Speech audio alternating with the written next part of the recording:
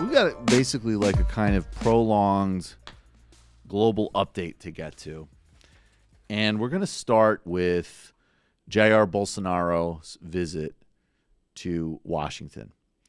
And I don't know, I guess we only took clips from the Fox interview, but we really should, maybe see while I'm doing this, we can get anything from the meeting with Trump.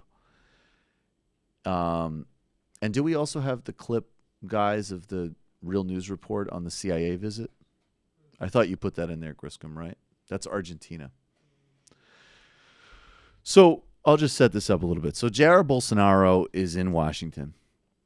And in a very unusual and bizarre move, he and Sergio Moro actually visited CIA headquarters, which is, we talk a lot about subtext becoming text in the Trump era, and that's some pretty wild and intense subtext becoming text there. It's no question that more broadly, and I think, again, the key tipping point actually is 2009 when the Obama administration backed the coup in Honduras that removed Manuel Zelaya. That, I think, actually was the kind of pivotal turning point in we are going to reverse this pink tide thing. And we're not going to make distinctions anymore. We're not going to distinguish between, Chavez is the enemy and Cuba's the enemy, but obviously someone like Lula we could maybe deal with, or someone like, the Kirchners or somewhere in between. This was the project of we're done with this. And that's how you get this broad, sweeping corruption investigation. I've talked about Lava Jato and Ulterbrecht in terms of Brazil a lot, but this is actually an investigation that has hit other left-wing leaders in Peru and across the region. And again, I think it's pretty obvious and pretty evident that why does this investigation only hit the left? And why is a process that basically is finding out sometimes some extreme cases of personal extravagance, and other cases in Lula, nothing in terms of material evidence, but is mostly just showing you, like Latin America, like the United States, there's a huge amount of corporate influence and campaign funding. And they might be less bureaucratized than we are, but this is the same thing. There is no difference functionally in what most of these investigations have yielded than the Washington, D.C. process of get a campaign contribution and someone gets more, gets hooked up with contracts, and then you get a lobbying job. In fact, far more systemic in Washington, D.C., and without some of the public side benefit that you might see under the leadership of a center-left government. So that's happening. Now you have these far-right forces in Latin America, and I have no doubt that the meeting at the CIA is all about Venezuela. The Trump administration is still trying to instigate something there. And in the postgame, we have a terrifying clip of a military operative on Fox News, basically, again, just sort of openly musing about assassinating Maduro. Not only did Jair Bolsonaro go to the CIA and meet with Donald Trump, he, of course, last night got a sit down on the prime fascist propaganda network of the United States and therefore the world, Fox News. And he started, let's start with the first clip, which is on his feelings about socialism. Said everything is on the table with respect to the U.S. What role, if any, do you see the Brazilian military playing in this conflict? This is actually clearly about Venezuela. So this is him on Venezuela. Go ahead. Our president has said everything is on the table with respect to the U.S. What role, if any, do you see the Brazilian military playing in this conflict in Venezuela, or not at all? Trump did mention all possibilities. We, in turn, cannot talk about all possibilities because we do face certain constraints. However, whatever is realistically possible on the diplomatic front by way of assistance or aid in such a way as to ensure that the U.S. can overcome this issue. The one country that is most interested in putting an end to Maduro's drug trafficking dictatorship is Brazil. So today we have a new ideology, a new approach as adopted in Brazil, and we feel very much obliged to seek out a more appropriate alternative so as to ensure that Venezuela can go back to peace, democracy, and liberty. So he's repeating all of the pablum of the administration, and clearly, again, there's military bases opening in Brazil. All of the primitive accumulation of things like opening up the Amazon to foreign investment. This is a totally subservient government to U.S. interests. However, the Brazilian military is concerned about military conflict with Venezuela because they have a significantly less powerful military. And if the hemisphere turns into a multi-sided civil war with multiple insurgencies and a U.S. presence and potentially even a Russian presence, well, we'll watch it from our TVs, but the Brazilians will actually have to deal with it. Here he is, though, echoing Trump as well on socialism. And again, the difference is that this guy is in a position, Trump gets to say, lock her up. This guy does have his main political rival, who is also the country's best president historically, literally locked up. Here he is talking about socialism. So what do you say to people here in the U.S. who look at socialism and have a favorable assumption about it, that they see something positive there? Well, I see President Trump fighting that trend, and I couldn't agree more with him. I think he's right. And to a certain extent, we're doing very much the same thing in Brazil. I think it is fair to say that, the American people who think about socialism should look at the experience of France, where borders were open to receive refugees without any kind of sorting or filter, if you will. And having open borders, in my view, is absolutely poor a decision. It is not at all a good decision. We do agree with President Trump's decision or proposal on the wall. Bolsonaro had to apologize after saying also that most Brazilians that come to the United States don't have good intentions, which is an incredible thing to say about literally your own people. And he had to do I misspoke. Now, again, I think props to Glenn Greenwald. Glenn's a friend, and I respect a lot of his work, and I also totally disagree with his attitude towards Tucker Carlson. There's a thing called cognitive dissonance, holding multiple thoughts. So I have strong disagreements with Glenn about Tucker as a platform, some aspects of Russia, the difference between Clinton and Trump, whatever. I also think he's a great journalist who has done and continues to do a lot of really important analysis, and I'm able to hold all of that. And one of the things he's done is actually use this platform. There's a clip of him. We'll just play this briefly. I mean, Laura Ingraham is not ready for this. And again, the frame here, yes, you might not like the contrast in terms of, Trump has fake scandals. This is a real scandal. But I'll tell you that Fox News, they were not ready and excited to hear about Bolsonaro's gang ties 40 minutes before his primetime sit-down. To go.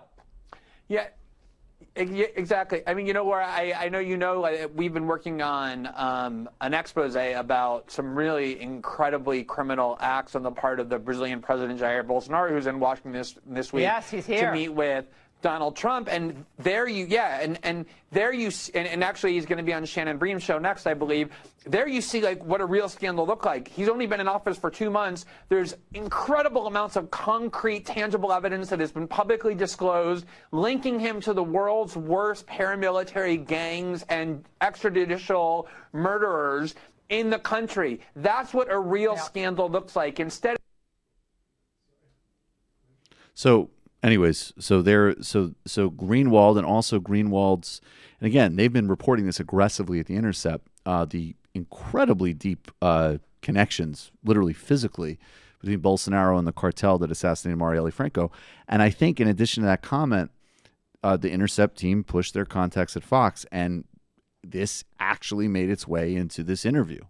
But I want to give you a chance to answer those who are questioning whether you had any link to that murder. I am a former Brazilian Army captain, and the military police officers in Rio de Janeiro, to a large extent, are good friends of mine. By coincidence, one of these alleged killers of my Marielle police officers wasn't really a neighbor of mine. I mean, he lived on the opposite side of the other street. But of course, the media that has always criticized me, they wanted to establish a clear connection. But I've never saw that gentleman in my gated community. I spend a lot of time outside the gated community. I don't really spend that much time to, engage in social life with them. I only learned he lived there after the the article became public, my stepdaughter did seem to know someone. You know, they even tried to say that my former or my youngest boy, who is currently a 20-year-old boy, may have dated the man's young lady or young daughter. I asked him, did you date her?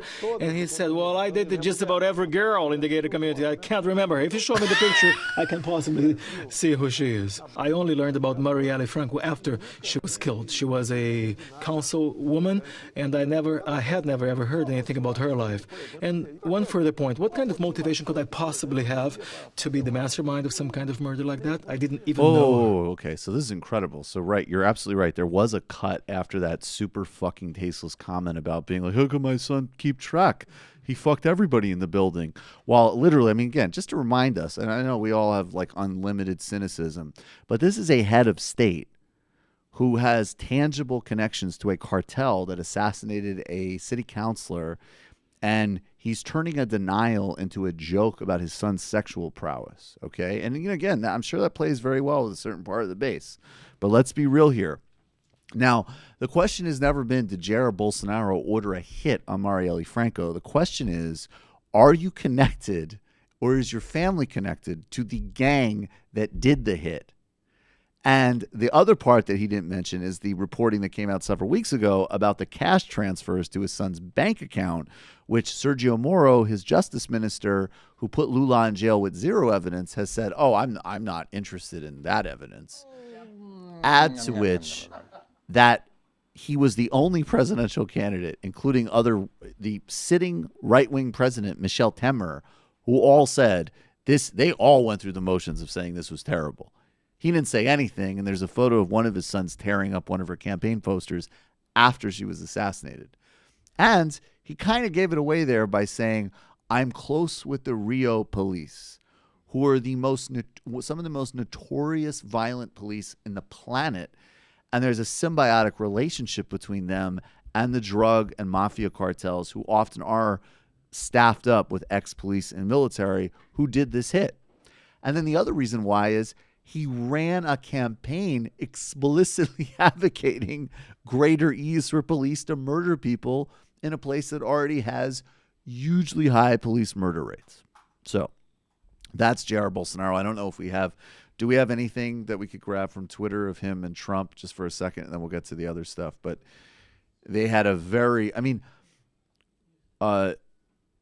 friend of mine on Twitter who's a patron and a Democratic consultant, you know, he said, you know, he was on board, but he said, you know, after watching Trump and Bolsonaro affirm their ideological and strategic ties, he's like, it really underlined how important the free Lula dimension is, because this travesty is the through line of all of it. And it's also a great example of how the kind of nerdy, wonk accommodationist nonsense that never understands power and never understands strategy and never understands ruthlessness is sitting there going like, oh, I don't know, I've heard bad stuff about Lula, without seeing like how this whole process played out, going back to a judicial coup that removed Dilma Rousseff.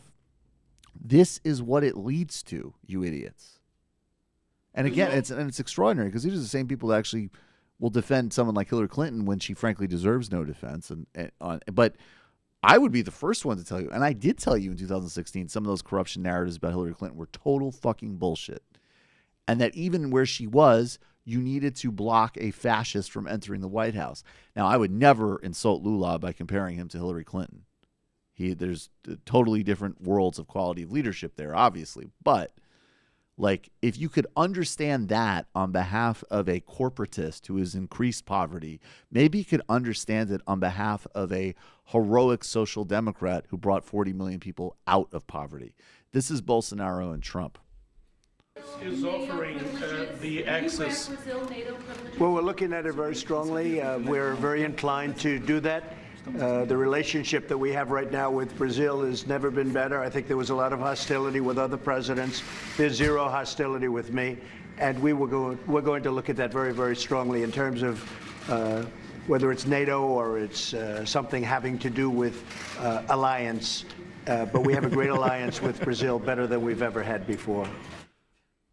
Now what's funny is, like, of course, Trump doesn't know what he's talking about, but yes, there was some hostility because the Snowden leaks revealed that the Obama administration was aggressively tapping on spying on Dilma, who was in fact a friendly government, except they wouldn't open up new oil reserves to U.S. companies and privatize some of their strategic assets. And that really is, just in terms of a timeline, that is when the DOJ aggressively backs Lava Jato and going easy on Lula and the Workers' Party and Dilma stops. That's just the timeline. You've just watched a Michael Brooks show video, and you can watch all of our full main live shows every Tuesday night at around 7 p.m. Eastern Time, and subscribe to get all of the clips you want. We're covering the globe. We're focusing on international relations, the intellectual dark web. We're having fun. We're doing deep dives with a lot of amazing guests. Of course, become a patron for the whole thing at patreon.com/TMBS, or subscribe to this YouTube channel and help us keep growing and get that content out there. Subscribe below.